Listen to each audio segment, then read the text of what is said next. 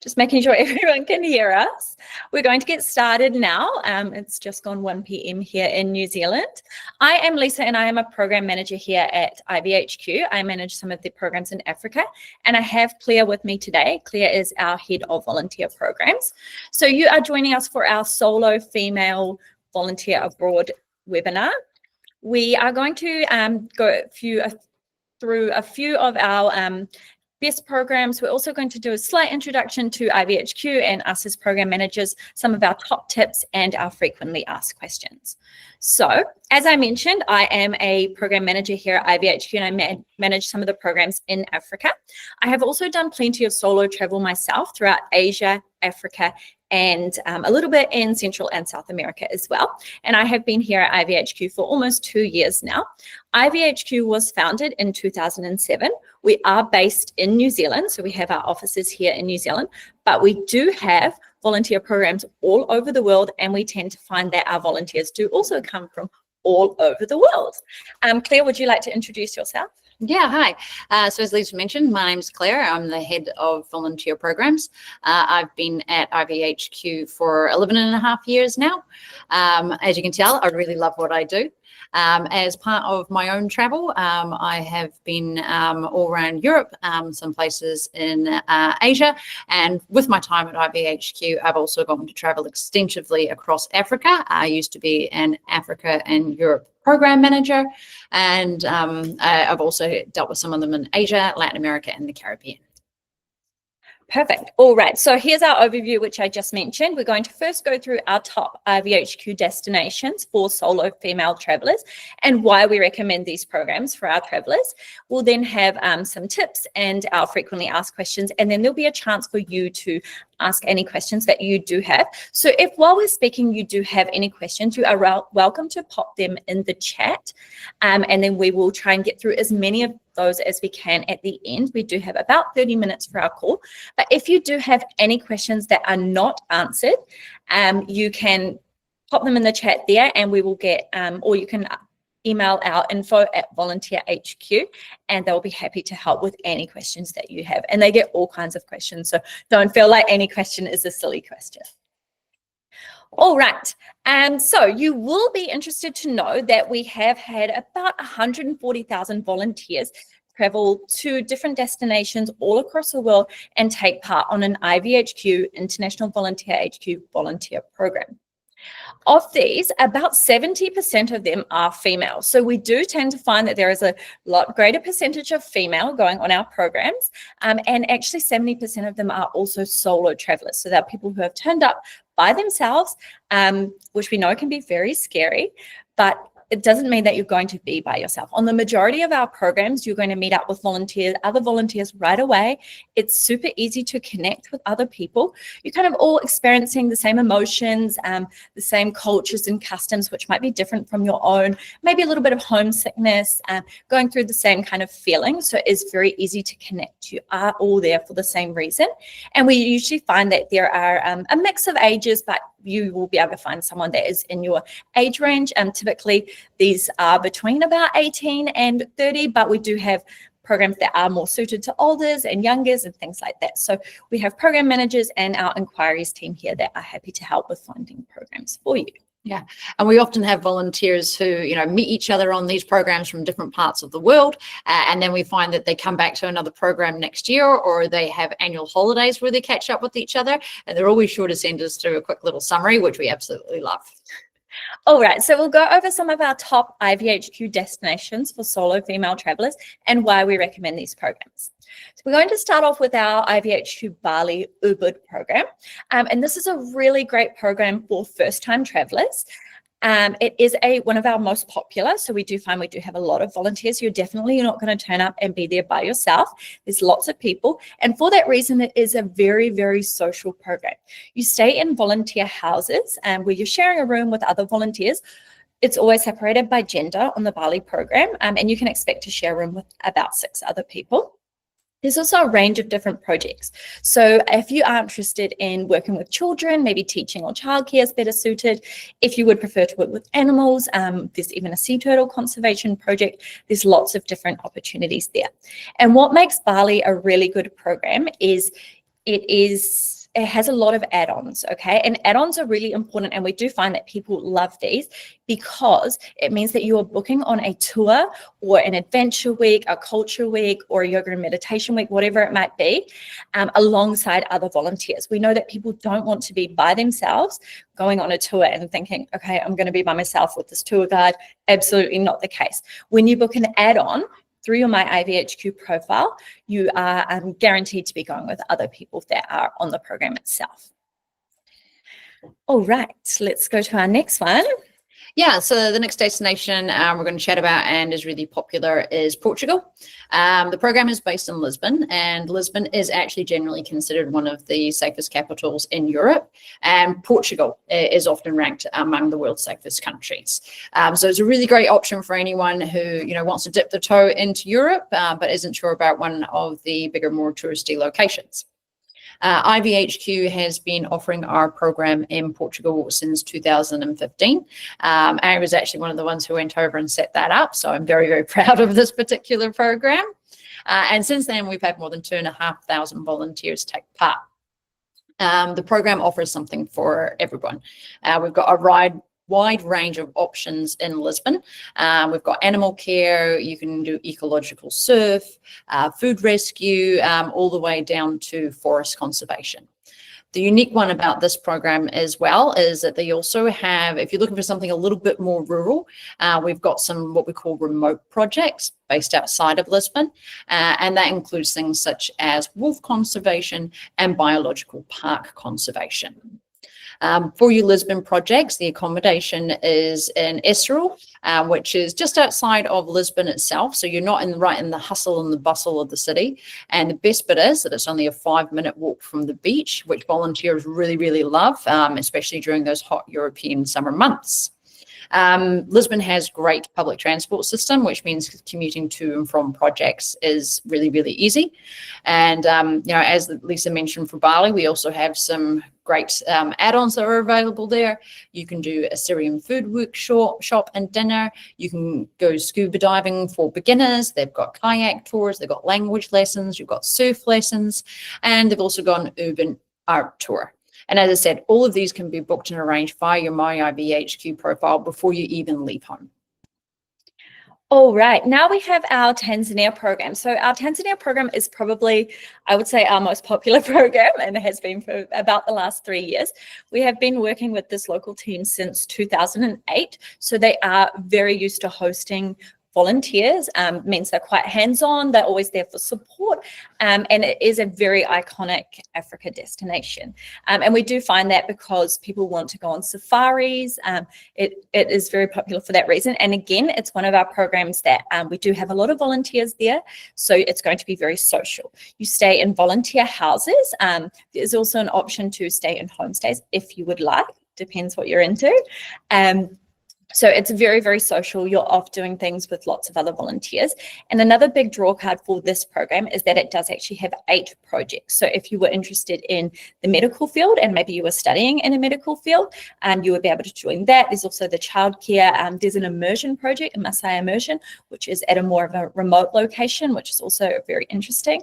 And again, there's lots and lots of add-ons here. So if you're interested in safaris, a 1-day, 2-day, 3-day, 4-day safari, what do you want? We've got it there for you. And there's also hikes. The Kilimanjaro hike is one of our really, really popular hikes. So yeah, it makes it a really great program. They're really used to hosting people, and the local team are quite hands-on. So they're always there for that assistance for our volunteers. Cool. So the next destination that we'll chat about is Peru, Cusco.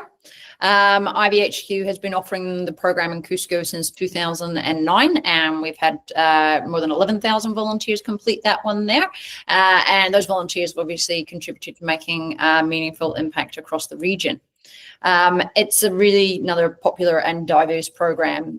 You can do childcare, animal care. We've also got the medical and healthcare, and that's actually open to people as young as pre-med. So that's a great option there if you're just beginning your studies. We've also got construction and renovation, special needs care, And they also have some amazing remote projects. We've got Andean Immersion, where you get to go and live in a village and learn, more about their culture. We've got the Amazon Jungle Conservation, where you get to live in the jungle, which is amazing. And we've got our super unique archaeology project for anybody who's wanting to hit their kind of Indiana Jones vibe. So that's an amazing one, and that's very, very unique for IVHQ. The program predominantly is based in and around Cusco City.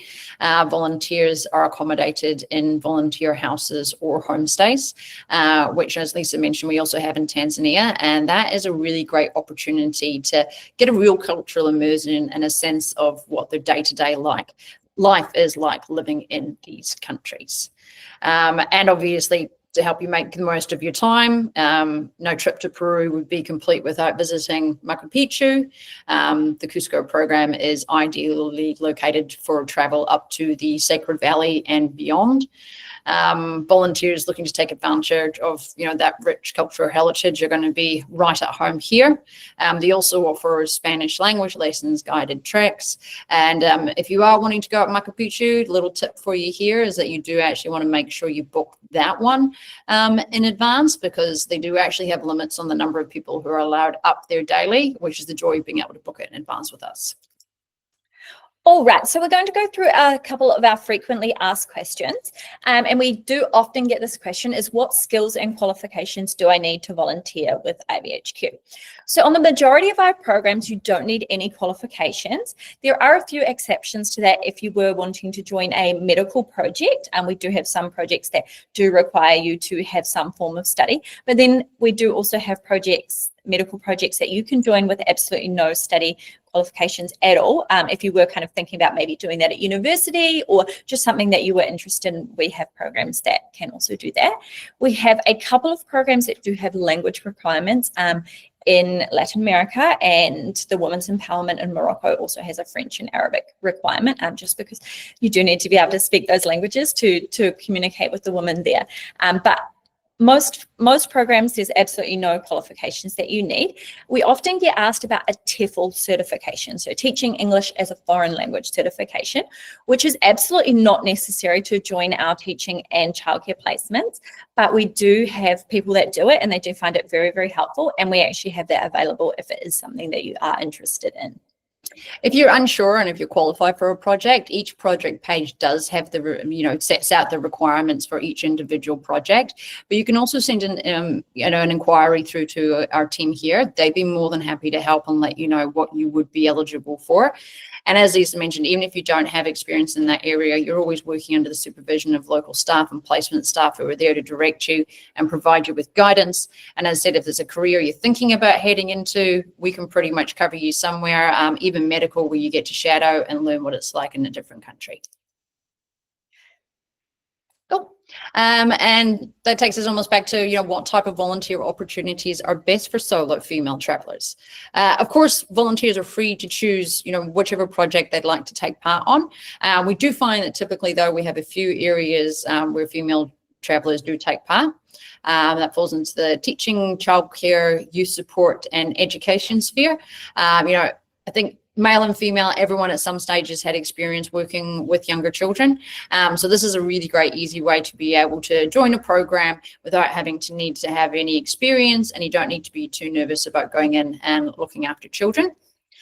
The environmental and wildlife conservation projects, these are often quite popular because they are often based in more remote locations. So that we have Victoria Falls Wildlife Conservation or South Africa Kruger Park, where the volunteers are all accommodated together on site.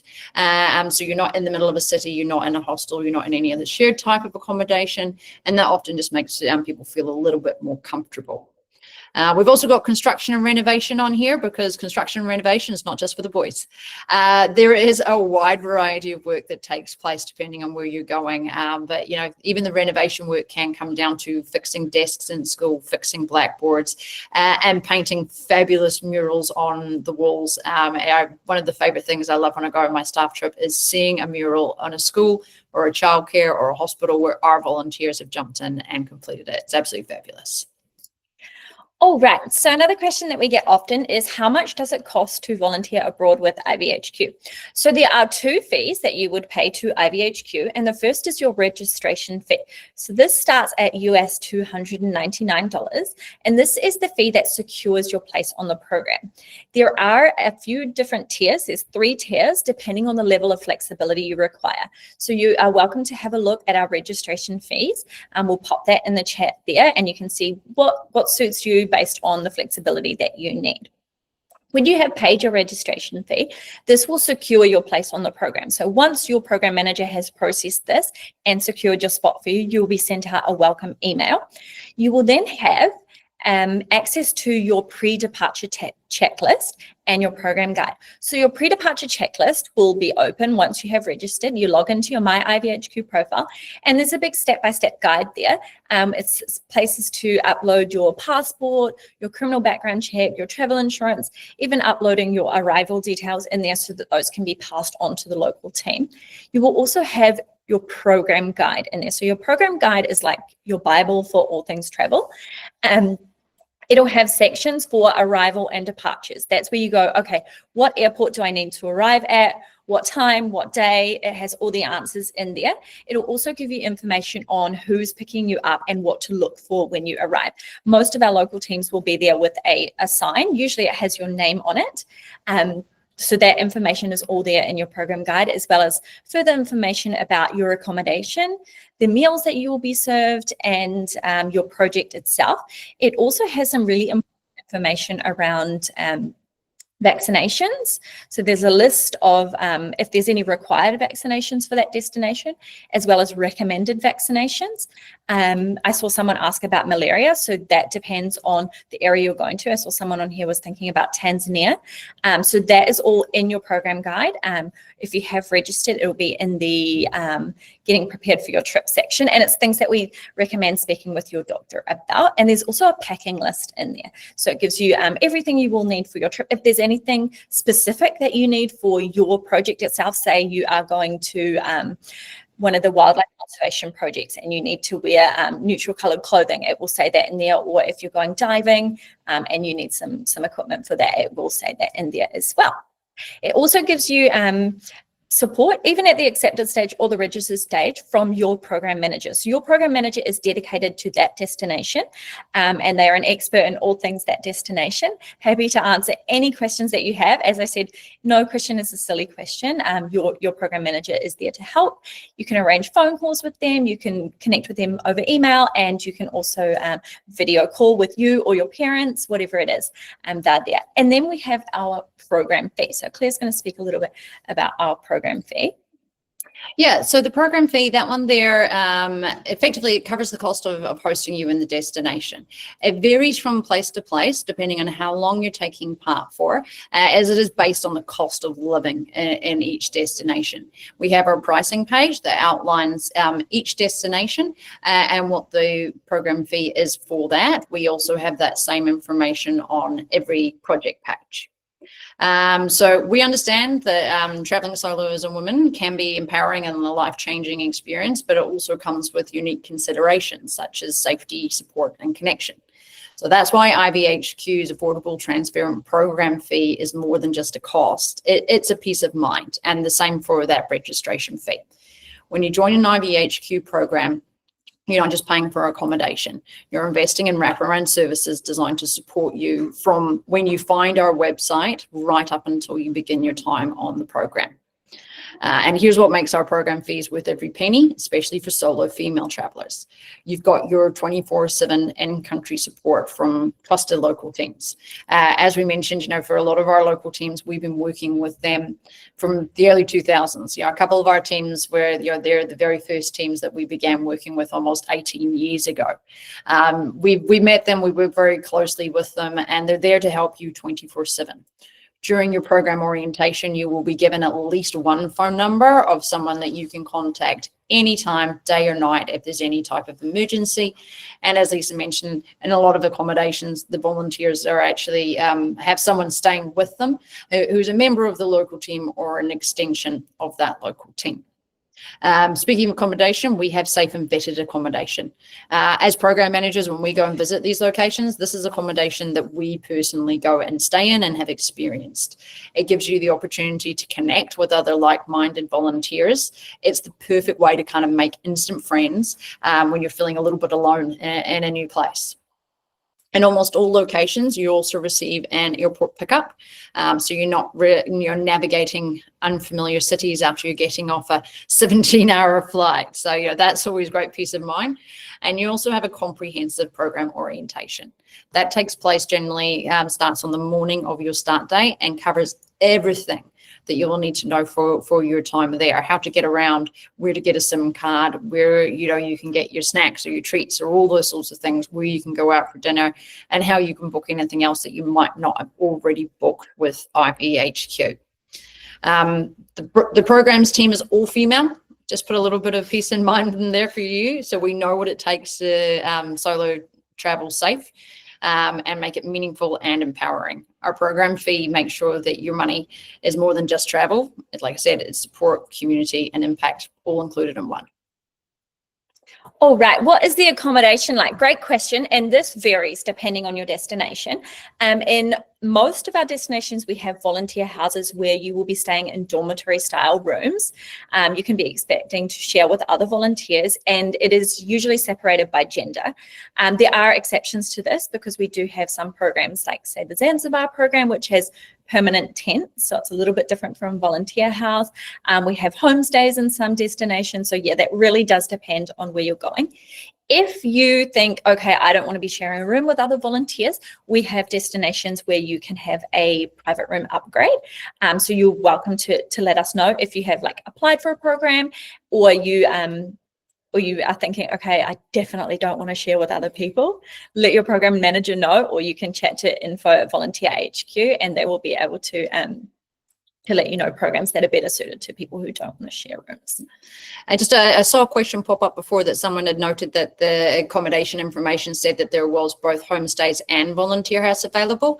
If you have a preference as to which one you'd like to be in, you can let your program manager know, and they can note that on your file. The local team always do the best they can to accommodate preferences, just depending on the availability at the time. We do have some destinations where it is done based on the age group, or they're grouping people together, and that does happen for our Peru Cusco program. Again, that information is included on the project page, and it's also in your program guide, but don't hesitate to let us know if you're unsure or any questions about where you'll be staying. Cool. Another very common question that we get is, what is the food like? An important question at that. So the food that you generally are going to get a mix of Western and local cuisine, obviously depending on whereabouts it is you're going. For breakfast, it's often your toast, your cereals, milk, juices, coffee, tea, that sort of a thing. You also get, if you're going somewhere like India, they've got chapati for breakfast, which is a great way to start the day. And for most European destinations, you've also got the ham and the cheese, which is very, very common breakfast over there. Most of the time, it's just buffet, serve yourself style. Or if you're having a cooked breakfast, eggs or toast or something like that, the homestay, the family will be taking care of that for you. For lunch, you're often, sometimes you're having it at the accommodation, or sometimes it's out. The key thing to take into account is that we do have destinations where lunch is often the biggest meal of the day, and sometimes served a little bit later than what we might be used to at home. So again, the description's all included in the on the project page and in the program guide, and we highlight kind of when you can expect to receive the meal and exactly what you can expect as part of that meal. Another frequently asked question we get when it comes to regards with food is dietary requirements, or people who have specific preferences or requests in there. So our local teams have years of experiencing and hosting volunteers with a wide range of dietary requirements, whether that's vegan, vegetarian, those who are lactose intolerant or gluten intolerant. So don't worry, they will know what it is that you need, and they do their best to accommodate all dietary preferences and requirements. It is just important to keep in mind, though, that sometimes you are traveling to a location where they have limited access to speciality food items or alternatives. So volunteers who have those specific requirements, we do ask that there needs to be an element of flexibility and what it is that what can be provided and what you'll be given. Especially in those more remote areas where certain ingredients may not be available at all. In those situations, we recommend that volunteers bring their own snacks, to top up between meals and to ensure your comfort and well-being sort of throughout your day. If you haven't applied already, it's very important when you're submitting your application that you note any dietary requests in there. There's a question at the bottom for it. That allows your program manager, when processing your application, to provide you with any information that you might need to know about that specific preference. And obviously, if that doesn't fit, then we can discuss alternative options or provide you with some recommendations. All right. I saw that this came up as a question. Someone had entered it in the chat, is how does IVHQ keep me safe while I'm volunteering abroad?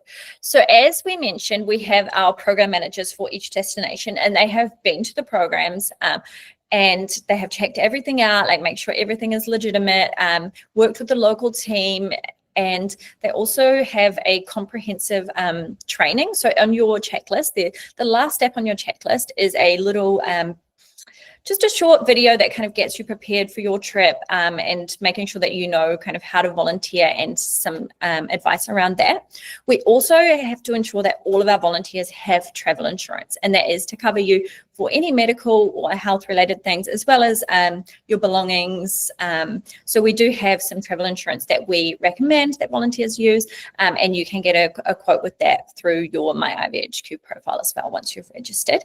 Once you arrive in country, there is an airport pickup for the majority of our programs. And I was saying to Claire before that for me personally, arriving in a new destination is probably my most overwhelming thing, is the actual arrival to the airport, not knowing, okay, what language are they speaking? I haven't got any cash out from the ATM. How am I going to get a taxi? You know, when you walk outside of an airport and they're like, taxi, taxi, taxi, and you don't know what's going on. That's my most overwhelming part of traveling. So for me to know that there is someone there who's going to be picking me up, they've probably got my name on a board or they've got a sign that I know, and I'm going to go straight to that person is like really peace of mind for me. We also have an orientation. So usually this is held on your first day. Depending on the program, it could be a half day or a full day. But the local team usually run through how the program works, your schedule. They'll talk about your volunteer placement, where exactly you're going to be volunteering and how your weeks are kind of going to work.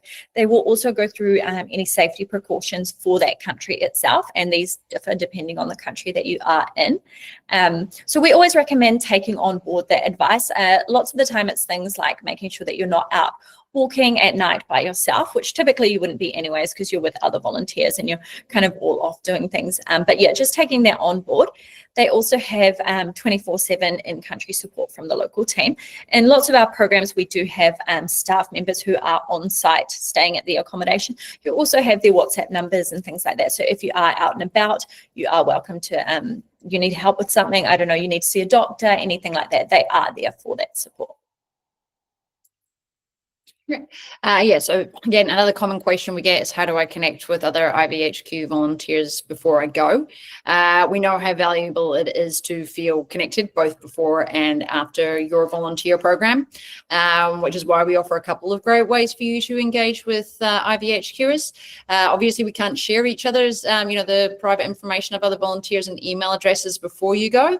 But yeah, if you'd like to do, like I said, connect, there's a few different ways. We have each quarter, the program managers for each destination, they host a group call. You'll receive an invitation once you're registered, and that's happening for your destination. That gives you the chance to connect with other volunteers who will more than likely be there at the same time as you. Like we're doing in the chat here, you can drop in where you're going and when. And, we've had volunteers find out that they only live an hour away from each other and they end up booking the same flights together. So that's a really great way to connect. And you can also obviously ask any burning questions you might have of the program manager while you're at it. We also have Facebook groups for each and every destination that we have. That is a place where past, present, and future volunteers are all together. So you can go in there, you can drop photos while you're on the program. As program managers, we share information or newsletters or something cool that's happening about a program, or if volunteers sent us some awesome photos, we'll share those in there as well. It's also a great way you can ask questions in there from volunteers who may have taken part in the past or who are on the program right now. So that's a really great resource there. They're really easy to find as well. Just jump into Facebook and search IVHQ Portugal, Peru, Cusco, Tanzania, South Africa, and you'll request to join. One of the program managers, who's one of the admins, will be able to let you in there, and then you can either have a scroll through some other people's posts or pop your own post on there about when and where you're going. Okay, another frequently asked question, this one's quite difficult to answer, is what can I do during my free time? So this really depends on what destination you're going to and what you're interested in. For example, I manage the program in Cape Town, South Africa, and there's so many different things to do there. If you're adventurous, you want to go bungee jumping, shark cage diving, quad biking, or if you are more into history, there's lots of things like that. We do have lots of programs that have add-ons. So this is where you can book those tours. But it's also a really great place to start if you're not sure which destination you would like to go to. You don't know what project you want to do, or you think, okay, I want to do childcare, but there's so many different childcare projects. Think about the kinds of things that you would like to do in your free time. If you want to do a safari, you're going to Africa. We also have programs that are a safari, essentially. If you want to be hiking, there's different programs close to a beach, things like that. Yeah, so there's a little bit of everything.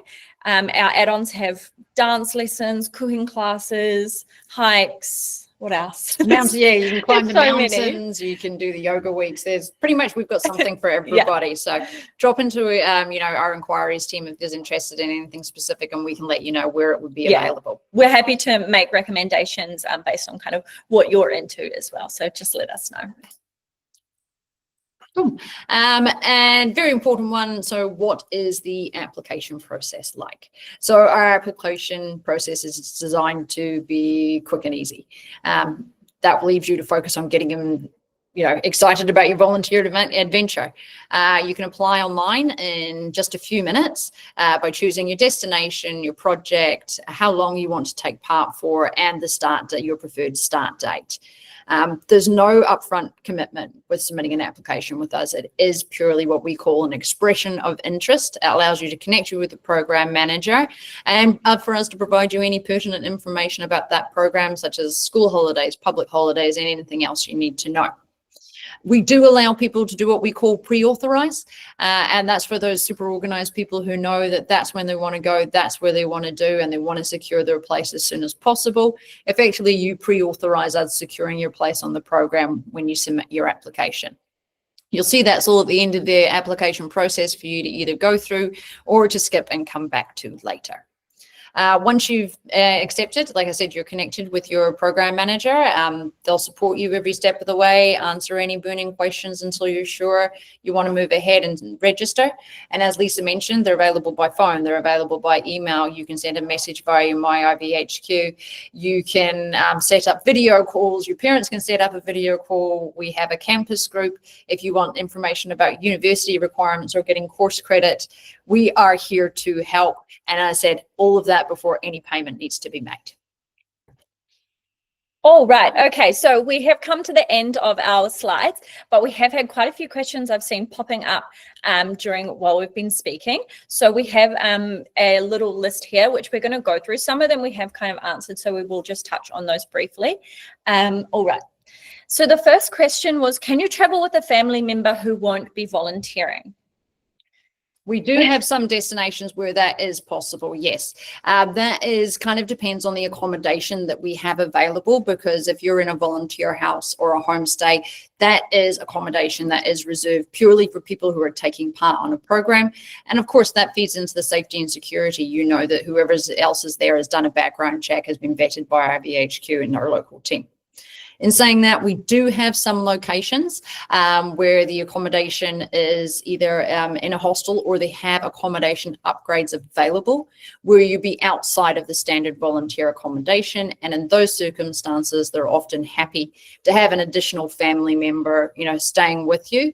Again, if you're not sure where, just drop an email to our info@volunteerhq.org email address, and our inquiries team will be happy to give you a kind of a lowdown on where that is possible.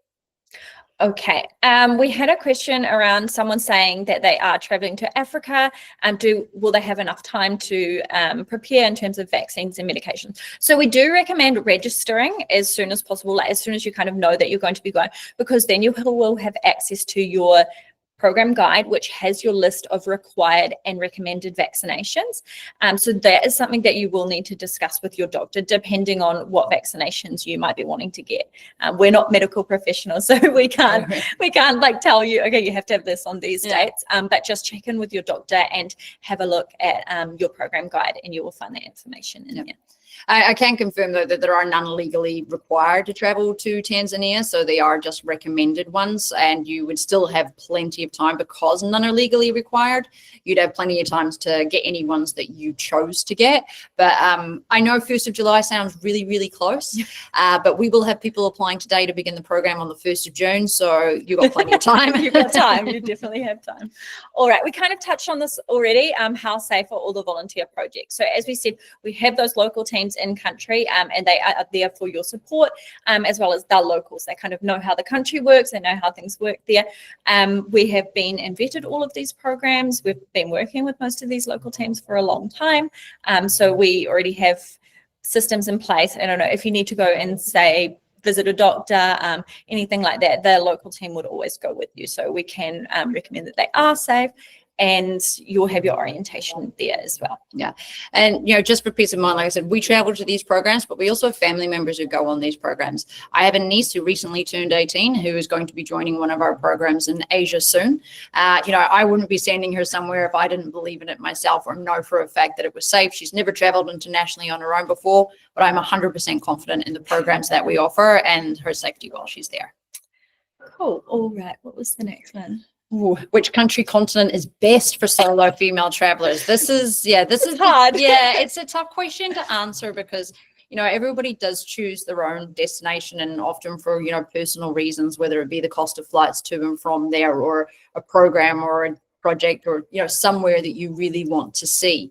What I would recommend is, if you're unsure on where to go, give us a call or send us an email, and we can kind of ask you some questions. Like narrow it down a little bit further, depending on what you're interested in. Help you qualify in regards with that. And I'd also say it kind of depends on what sort of traveler you are. If you've got a lot of travel experience, you could pretty much go anywhere. If you haven't had a lot of international travel experience on your own, you might want to choose somewhere that's like a direct hop from your home and only involves kind of 1 or 2 flights. But yeah, we've got our team here who's happy to help. As I said, we are confident that all of our destinations are good for solo female travelers. Perfect. All right. So the next question is, how diverse are the age of volunteers? And I also just saw another question pop up about, can you travel by yourself when you're 16? So that's a great question. Yes, as a 16-year-old, we have lots of programs that you can join by yourself as long as you have parental consent. We spoke earlier about the Bali program and the Tanzania program. So both of those you can join while being 16. We also have lots of other programs. In terms of age ranges, we do get a little bit of everything. We get everything like right up until about like 89 might have been our oldest volunteer taking part. Yeah, so there is a little bit of everything. Typically the age ranges sit between about 16 and 25, yeah, but there is everything, and it depends on which destination you're going to. Like we find older volunteers prefer to go to some other destinations, and some maybe slightly younger. So we're happy to help you with that if you're looking for people that are in your age range as well. But yeah, as far as it goes, I mean, we even accept families with children as young as 3 years old taking part in our program. So age is not a barrier with IVHQ. All right. So the next question we have is the registration fee a one-off, or is it paid for each program? So because the registration fee covers the pre-departure support you receive from IVHQ, it is individual for each project, because each level of service that you receive is individual. The program guide for each destination is individual. What you do though is if you've taken part in a program before, you do get a discount on your second and any subsequent registration fees. And there's more information on that. You receive what we call an alumni email after you've finished your program. And that will be more information in there on that discount. Our system automatically applies it for you as long as you're using the same profile and email address. Okay, the next question was, I have signed up for a 2-week animal care in Barcelona, Spain. Any add-ons you recommend? Can you add a cultural or cooking add-on in Barcelona, even Lisbon, Portugal on the same trip, or do 2 volunteer projects back-to-back, approximately 30 days total? Okay. So what I'd recommend is that there was a lot in there, but yeah, so if you go, sorry, I'm not sure who this is, but if you go into your My IVHQ, your checklist, there is book add-ons as one of the steps on there that lists everything that's available in your particular destination. If you're doing the program in Barcelona, as I said, our programs all operate independently of each other. So if you're in Barcelona, unfortunately, you can't do something that's in Lisbon. If you want to do 2 programs back to back, we can definitely help with that, and we have people who do that a lot. If you're wanting to do 2 projects in one location, we can also help with that. That only needs 1 application and 1 registration fee. So just reach out to us or your Spain program manager. She'll be happy to help. And I said, yeah, otherwise have a look at what's included in the add-on section of your checklist to see what you might want to add. Okay, the next question says, on the website, some locations show that volunteers will accommodate in homestays, or will there be an option of the volunteer housing at every location? So no, not every location has a volunteer house. It does depend on the destination that you're looking at. Some specifically do just have homestays. So if you were wanting to stay in a volunteer house, let us know, and we can make sure that you are matched up with a program that is in a volunteer house rather than in a homestay. The next question is, if I've been approved for a program, am I able to adjust the dates? Absolutely. Not a problem at all. Once you're accepted, we can change where you want to volunteer, what project you want to do, when you want to do it, how long you want to do it for. Pretty much we can do anything. Just send an email through to your program manager, or you can actually jump into your My IVHQ and send an edit request, letting us know what change you want to make, and we can take care of that for you rather than you needing to go through the application process again. Perfect. All right. Have either of you personally participated in the India program? Yes, I have been to Delhi. I'm not sure which one of the 2 India programs it is you're talking about, sorry. But yep, I have been to Delhi and experienced that one there and the projects there. If you've got any questions, like I said, reach out to your program manager. She can't answer them specifically, or you want to talk with me, just ask. I'm here. I'm happy to help. Happy to answer any questions you might have about the location or the work or the yummy, yummy food that you get there.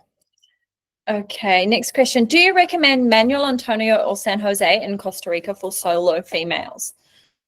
That one there's a couple of things that would come down to. So either one of them is great. And I said, you'll be with other volunteers. So it's not a problem on that front. The one thing to keep in mind, Manuel Antonio has a minimum duration of 3 weeks. So if you don't have 3 weeks availability, San Jose is the place for you. If you have 3 weeks and you're open to either location, the one thing I would probably think about is, do you want to be in a big city or do you want to be in a smaller coastal location? That is the main difference between those 2 places, and that is often what the difference is and what helps people decide what they want to do. The great thing about that program is that even if you're in San Jose, once you're finished, if you want to do something in Manuel Antonio, one of the add-ons, the surf week, the local team we can arrange that for you. Not a problem. Same the other way around. If you're in Manuel Antonio and there's something you want to do in San Jose, we can help out with that at the end of your program. So like I said, I'd recommend both. For which one for you, I'd recommend having a think about those 2 things to help you decide. And again, we're here, we can help, just reach out. Okay, will I be able to communicate with family and friends? Absolutely. So in most destinations, we actually recommend that our volunteers get an eSIM. So you can arrange that before you leave your home country, and then it will just activate basically as soon as you get on the switch your phone on, and then it connects to that local network there. That's usually the easiest way. There are a few destinations where a physical SIM card works better, but there's no restrictions on communicating with friends and family. We know that family, especially at home, are going to be nervous and things about that. So yeah, keeping them informed is really, really important. Yeah, like I said, the accommodation information on all of the project pages outlines if there's Wi-Fi available in the accommodation, or if there isn't, you can access it locally. So you might want to check that out if that's something that's important to you. And someone else has asked, is airport drop-off included? We do have a few destinations where airport drop-off is included, and that is more due to the remote location of the project. On the whole, though, typically return transport to the airport is not included.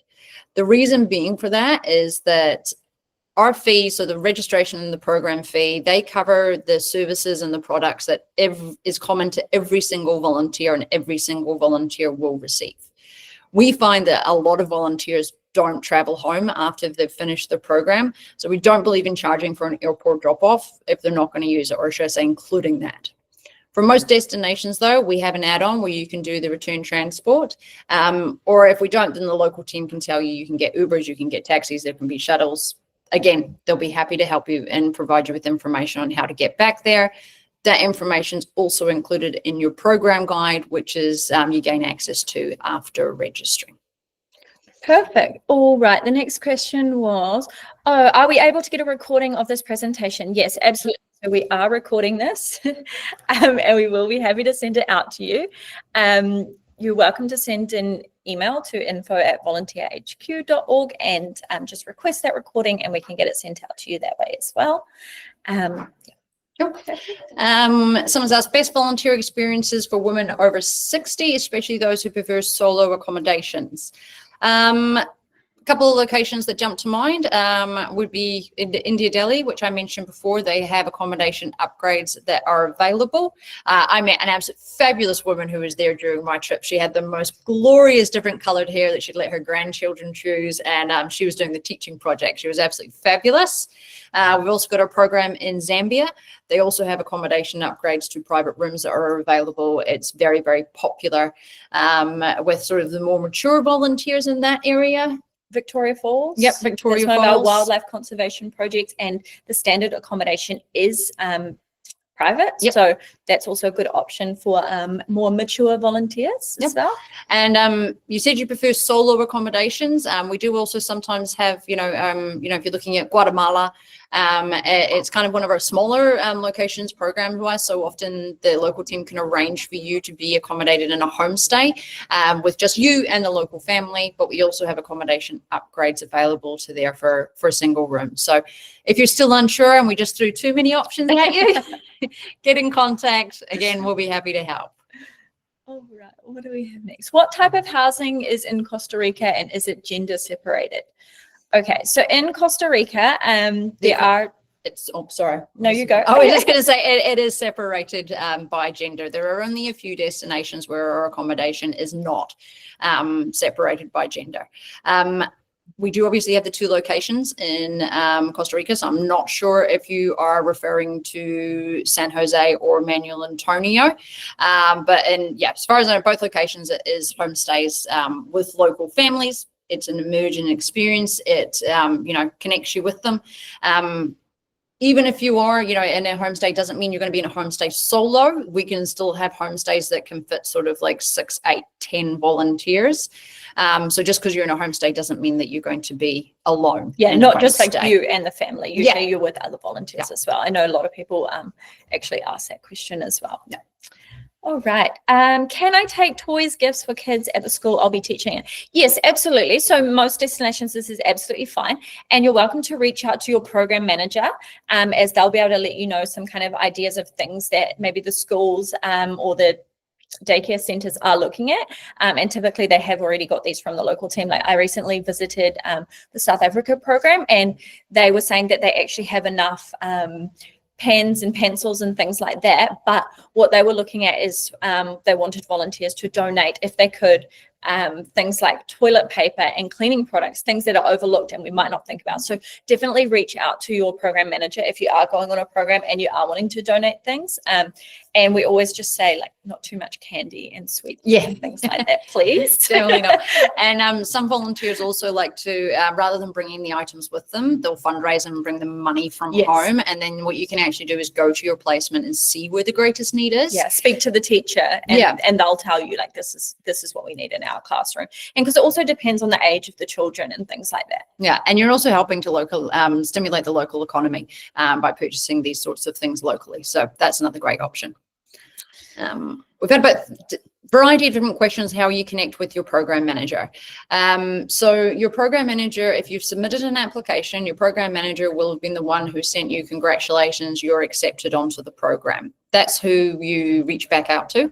But as I mentioned, if you log into your My IVHQ, you'll also see on the left-hand side there's a panel where you can send your program manager a message, or you can send that edit request that I mentioned earlier. So that's one of the many ways you can do that. If you want to, like I said, book an individual meeting with the program manager, send them an email, let them know, in that first email, let them know when is the best time for you, where in the world you are, very important when we're in New Zealand. And, just keeping that time difference in advance, we can then email you back with the time. We can send you a Google Meet link, or you could just give us a phone number if you prefer a call, and then we can arrange that. Again, happy to help. Our inquiries team is also happy to set up video calls if you haven't yet submitted an application. So that's another option there. And with the group calls that I mentioned with other volunteers, yes, your program manager will reach out and let you know when that is happening. They generally let you know around about between 24 and 72 hours beforehand. If you're not sure when your next one is and you want to know, send your program manager a message, because we do have them scheduled for the rest of the year. Yeah. So we will be well and truly aware. If you're going to be going in, say, December, we're probably not going to invite you to the one we might have in June because the information is not necessarily relevant. But again, reach out. We'll be happy to tell you with that information. Okay. Someone asked, how much is the travel insurance normally? So this is, it really depends on how many weeks you are going to be on your program. It also depends on the level of cover that you would like. So we have a standard option and an adventure option. We always recommend that you have travel insurance for your duration, but also adding an extra week, because that will cover your travel days on either side of your program. So arriving to the program and departing until you get back into your home country. So that really does depend on the actual destination, the duration and the level of cover that you would require. Yep, cool. We had someone who asked specifically that they are going to be in a private room in Buenos Aires, asking if it was going to be located in the same room vicinity as the dorms. They obviously want their own space, but want to stay connected. I definitely 100% understand that one there. I can confirm that it is. It's conveniently located one block away from the main volunteer accommodation. So you'll definitely be able to go backwards and forwards and easily, stay connected with the other volunteers and remaining having your meals there in the accommodation. Okay, all right, where are we? Is there help with language barriers? Yes, so this is why our local teams are super important, okay, because they are there to support you if there is language barriers. Most of our destinations, we don't tend to have issues with language barriers, just because people on the local team speak English, people at the placement speak English. There are a few exceptions where we do have language requirements, and it might be a little bit harder. For example, like our Morocco program, there's a little bit more like language barriers there. There's also quite a few of our destinations offer language lessons. If it is maybe a Spanish-speaking country, most of our programs have those lessons there. So the local team are there to provide that support so that you don't have the language barrier issues so much. Yeah. And there are, some great apps out there, Duolingo and things like that you can help you learn a little bit before you go. Even just learning hello, goodbye. Like I said, on all the staff trips I've been on in my time here, sometimes it's just a little bit of charades to get through understanding what it is that you're wanting, but that's all part of the fun and the experience of the program. Perfect. All right. So we've got someone here who's just asking about making changes to their program for August, and that you've put through some requests to your program manager. Yes, they will get back in contact with you directly. Yeah. Those changes are not a problem. They'll absolutely be able to help with that. We're based in New Zealand. It's 2:00 here, so it normally takes us around about 24 hours to reply to emails and messages from volunteers. We do have a free phone number that's available for US, UK, Canada, and Australia. You can contact us 24 hours a day, leave a voicemail, and that's the first thing that gets checked when we get in the office in the morning, so we can give you a call back. But yeah, otherwise, just keep an eye on your inbox. Make sure her email address is on your safe list so it doesn't end up in your spam, because that does frequently happen as well. Same with the local team. Like if once you have registered, you'll have their contact details, just always making sure that they are on your safe list. Like I know that emails coming from Africa often end up in the spam or like junk folder, just making sure that they are there. All right. Okay, I think that's all of our questions. Yeah, that is. Just wraps up with a lovely message saying thank you for the opportunity to hear your voices. Thank you for joining us today, and all your very insightful questions. As I said, I think I've said this a million times, we are here to help. Please don't hesitate to reach out to us. No question is too small. We are absolutely here to help. Yeah. So if you are wanting to submit an application, you can go onto our website, submit your application. That way you're also welcome to use Ivy, which is our chat bot that we have. She's pretty good. She's pretty smart. And if she can't answer your questions, then one of our inquiries team would reach out to you. There's also the email address there, info@volunteerhq.org. So if you do have any questions before you submit your application, you're welcome to reach out that way as well. All right. Thanks for joining, guys. Thanks, guys. Enjoy the rest of your days.